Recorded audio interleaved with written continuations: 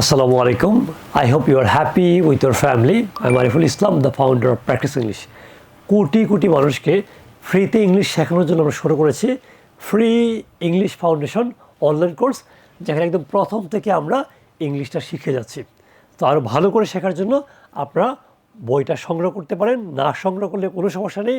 প্রতিটা ক্লাসের পিডিএফ আমরা ডেসক্রিপশনে শেয়ার করে থাকি। সো আজকে আমাদের লেসন 23 মানে 23 নম্বর class.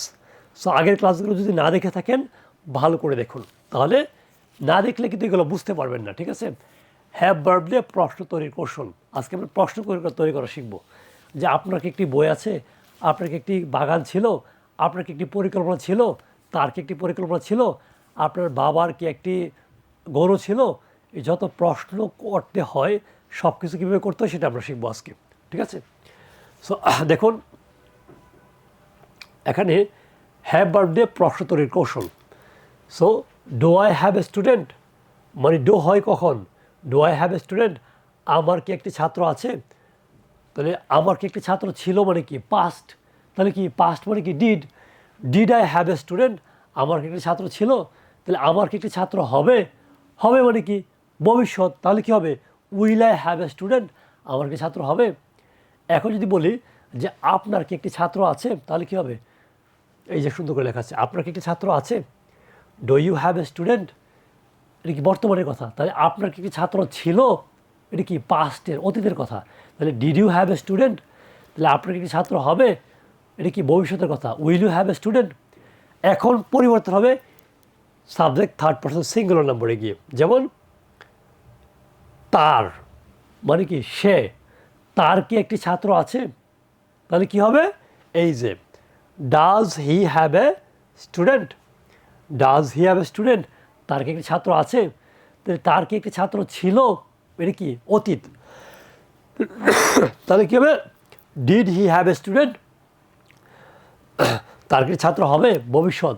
Will he have a student, এটা হচ্ছে বিষয়। তো মেনলি আপনি ভালো করে এই টেবিলটা দেখেন যে কোথায় ডো হবে, কোথায় ডো নট হবে, কোথায় ডাজ হবে, কোথায় ডাজ নট হবে, এটা বোঝার বিষয়। কোথায় ডিড হবে, কোথায় ডিড নট হবে, কোথায় সবগুলো ডিড নট, মানে মেনলি আপনাকে বুঝতে হবে কোথায় ডো হবে, কোথায় ডাজ হবে, কোথায় ডাজ নট হবে, কোথায় ডাজ হবে, ঠিক আছে। এটা বুঝতে হবে, তাহলে হয়ে যাবে, ঠিক আছে। সো মেনলি আপনি কি এটা বুঝতে পেরেছেন কি না সেটা আপনি এই যে এখানে শুধুমাত্র স্টুডেন্ট দিয়ে সবগুলো উদাহরণ দেওয়া আছে। আপনার কাজ হচ্ছে এই সেম প্যাটার্নটা আপনি খাতায় লিখবেন, তবে ছাত্র যেখানে লেখা আছে বা শিক্ষার্থী যেখানে লেখা আছে এখানে আপনি বিজনেসম্যান লিখবেন। বিজনেসম্যান লিখে বাংলাগুলো লিখবেন, তারপর সেই বাংলাগুলার সে প্রশ্নগুলোর উত্তরগুলো আপনি ইংলিশে লিখবেন।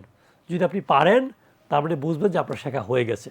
আর যদি বুঝেন যে না আপনি এখনও পারছেন না, তার মানে এই হ্যাভ ভার্বের অ্যাফারমেটিভটা আবার ভালো করে দেখবেন, নেগেটিভটা আবার ভালো করে দেখবেন, এবং এই যে প্রশ্ন তৈরির কৌশল এটা আবার ভালো করে দেখবেন, তাহলে আশা করি পারবেন। আর তারপরে আমরা কিছু টেস্ট করব, যে টেস্টের মাধ্যমে আপনি কি আসলেই পারেন নাকি পারেন না আপনি নিজেই পৃথিবীর যে কোনো জায়গায় বসে বুঝতে পারবেন ইনশাআল্লাহ। সো পরবর্তী ক্লাসে আবার কথা হবে। সে পর্যন্ত ভালো থাকবেন, পরিবারকে ভালো রাখার চেষ্টা করবেন। আসসালামু আলাইকুম।